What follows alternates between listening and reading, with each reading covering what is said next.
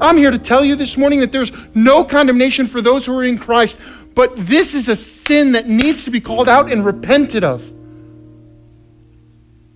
That we might find healing and restoration. I've had the privilege as a pastor of talking to women who've articulated to me the terrifying and horrifying stories of the ways that they deal with the constant burden of the guilt because they can't tell anybody about it.